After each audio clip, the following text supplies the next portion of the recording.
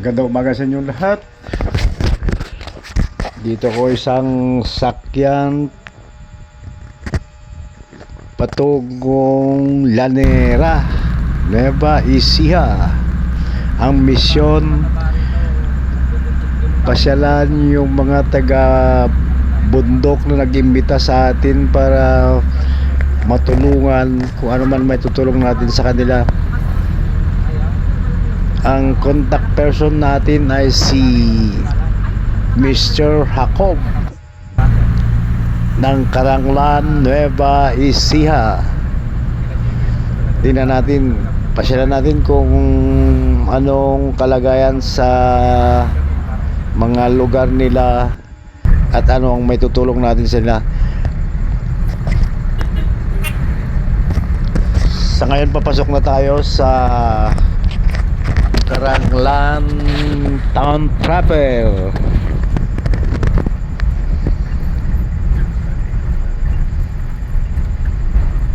Pinagtas natin ang daan na bagamat simentado ay bako-bako. Hirap man lang ng daan. Ganun pa man, okay lang.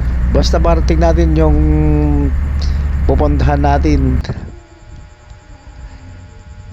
Papasok na tayo sa town proper ng bayan ng Karanglan.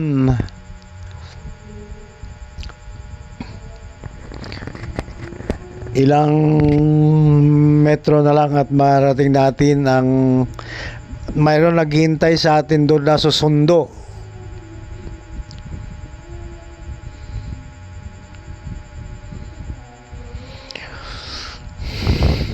Sa wakas nakarating din tayo dito sa bayan ng Karanglan. Dito binabagtas natin yung mga mabundok at patas, pababa na bundok na kalsada ng papuntang papunta natin lugar. Pataas na patakas, pataas hanggang pataas na kumbisa pababa. Habang pinapanood natin yung paligid na napakagandang tanawin, mga kapulong kahoy, mga dadaanan, magandang pagmasdan, may mga nadadaanan na mga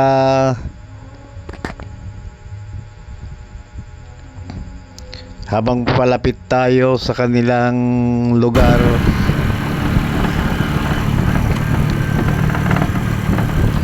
Dito pataas ng pataas ng pataas hanggang minsan pababa naman ng pababa.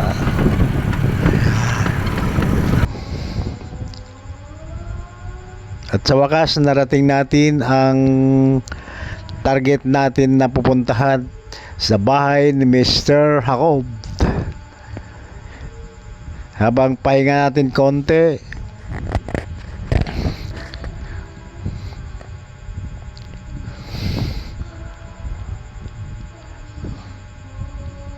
makapagpahinga na tayo ng konti, magkakain. Maya maya tatawag na sa pagkain, kakain na daw kami. Kain na daw kami. Kain tayo. Kain tayo mga... Yan, nakahanda na ang kakainin namin ni Mr. Jacob. Siya yung Mr. Jacob na kausap ko sa napupuntahan natin.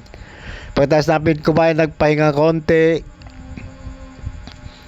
nakuha na kami ng tuyong saging, daw ng saging sabay likod ng kabahayan. Napakarami naman pala dito saging, daw ng saging na tuyo. Kaya nakuha na kami.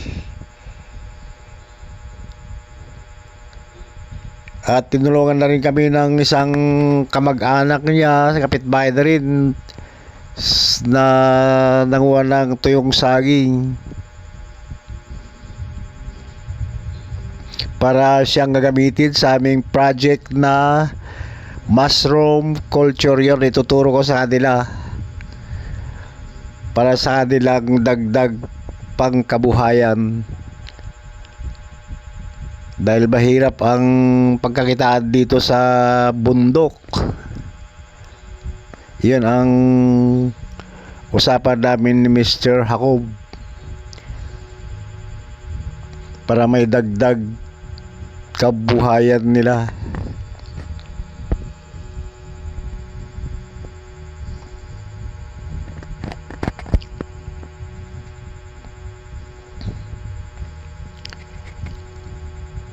Marami pala dito na sa ibang lugar binibili yung mga tuyong daon ng saging na ganyan, bandel bibili mo may 50 pesos, mayroong 100 pesos isang tali. At tinulungan na rin kami ng isang kamag-anak niya na nanguha ng tuyong daon ng saging. Marami palang makukuha dito. Mahirap pa ako na nasulya pang kaganda kalalaking mahabang bunga ng papaya. Malapit ko nang pitasin yung isang bunga ng papaya. Naunahan ko lang nahiya. Nakahiyan ko hindi ko buha. Pagkatapos namin nakuha ng saging, daon ng saging na tuyo, tinali-talian namin ng 1 foot bawat tali, 1 foot bawat tali, at puputulin sa pagit-pagitan. Yan ang proseso ng paggawa ng gagawin natin.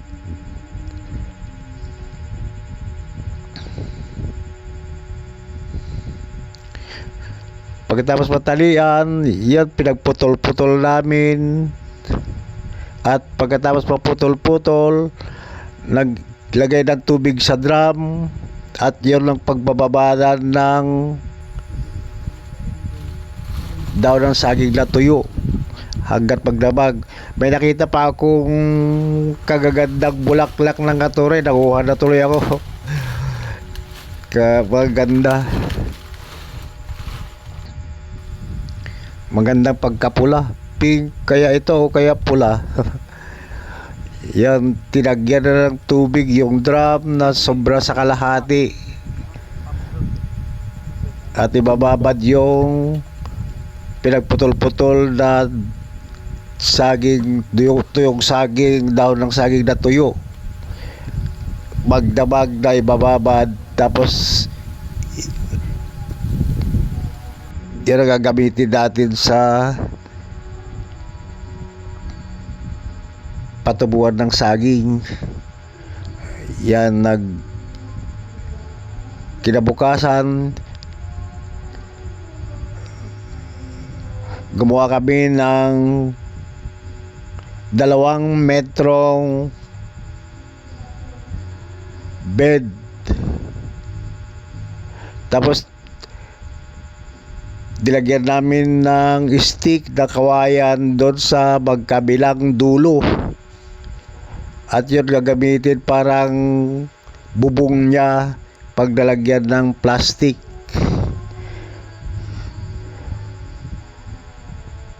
Pagkatapos ng isang pile, maglalagay ng binhi ng kabuti doon sa gilid ng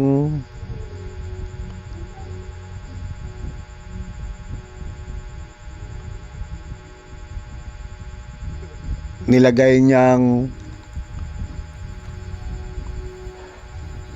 kagaya ng ginagawa niya ngayon.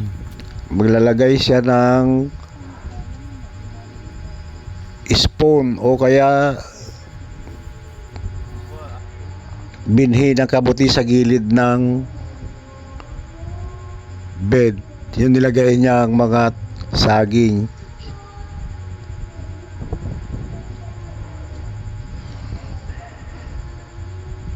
At karaniwan gagawin ay 4 na pile sa isang plot.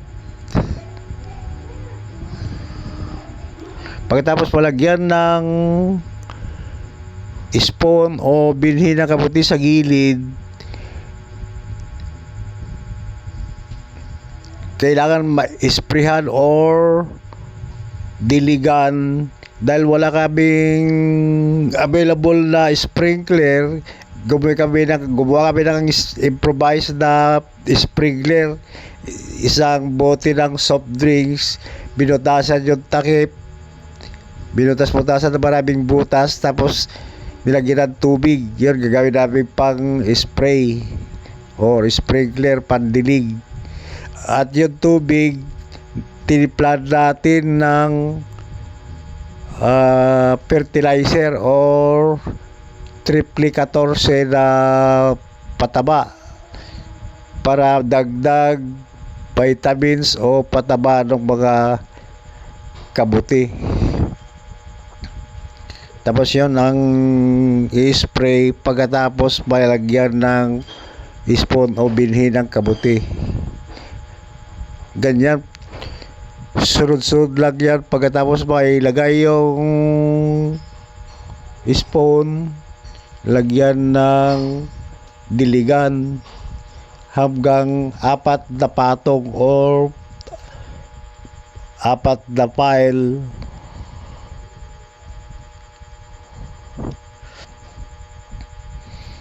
Kagaya ng ginagawa niya. Pagkatapos na lagyan ng na-sprayhan, maglalagay na naman siya ng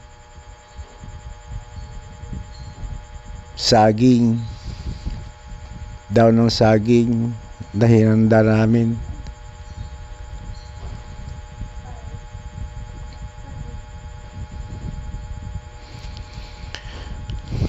Ganyan lang ang pagkasunod-sunod. Sana matutunan nyo kung sana makatulong man ito sa sa mga nanonood. May mapulot kayong konting kaalaman sa pagtatanim ng kabuti para matutunan nyo rin at subukan nyo rin magtanim para ma-experience nyo. Ginawa ko itong pagtatanim ng kabuti ganoon, tinuro ko sa kanila para matutunan nila at sa mga susunod sila na ang gagawa ng mas marami pa para pangdagdag sa kabuhayan nila. Yun ang pinag-usapan namin ni Mr. Hagob. At mag-organize daw siya ng mga grupo para sa mga interesadong matuto, siya na magtuturo sa kanila.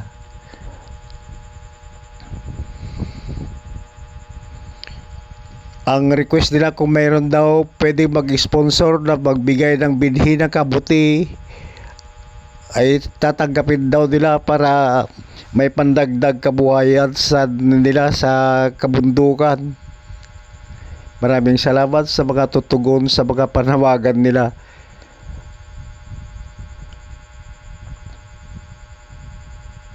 Kung mayroon man manonood dyan na pwedeng mag-sponsor sa kanila,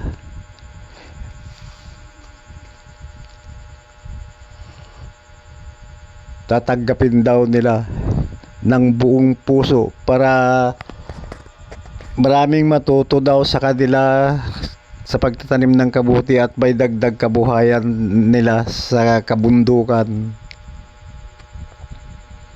Dahil mahirap ang buhay nila sa kabundukan, kaya yun ang isang paraan para matulungan ko sila. Kaya pinuntahan ko kahit na malayo yung kanila. Sinakripisyo kong marating yung kanilang lugar para maituro yung pagtatanim ng kabuti. Isang paraan yun para makatulong tayo sa mga nangangailangan kagaya natin, mga kababayan at mga kaibigan na nasa malayong lugar, malayong bayan.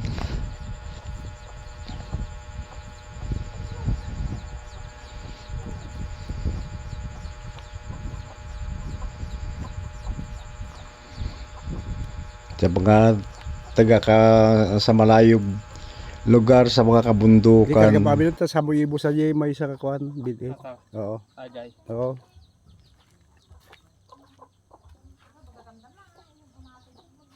Sayang maato, may ikarga.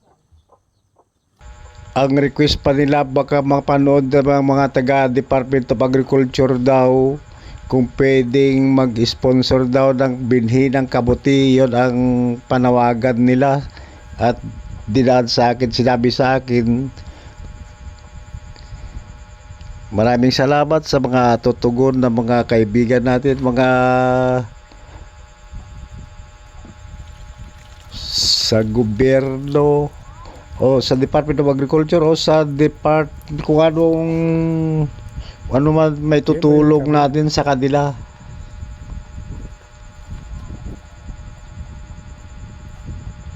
Especially sa mga taga Department of Agriculture. Pagpati may Yan ang request nila. Sa konting kaalaman ko sa pagtatanim ng mushroom culture, kaya binahagi ko rin sa kanila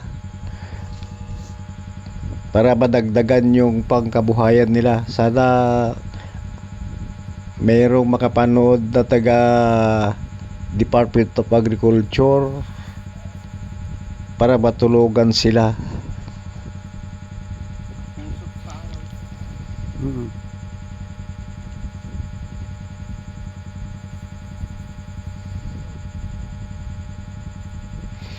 Maraming salamat sa inyong muli. Sa maliit nating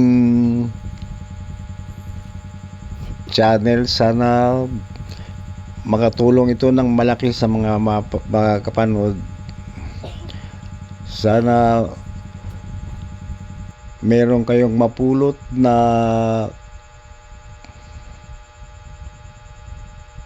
konting kalaman sa ating kwento ngayong araw. Maraming salamat. Ito din isang audience na pumunta at nanood. Gusto rin daw niya matuto. Yan, pagkatapos ng mga proseso, yan, ito na. Nilagyan din namin ng takip ng mga sako na ganyan, protection sa sobrang init. At sobrang, kung minsan may panahon, may oras na malakas ang hangin, kaya nilagyan namin ng ganyan. Okay, maraming salamat sa inyong panonood. Hanggang sa muli, ito muli ang DJRG. Abangan ang aming update after 10 to 15 days ang pag-harvest naman ng mushroom culture. Maraming salamat muli. Ito ang inyong DJRG.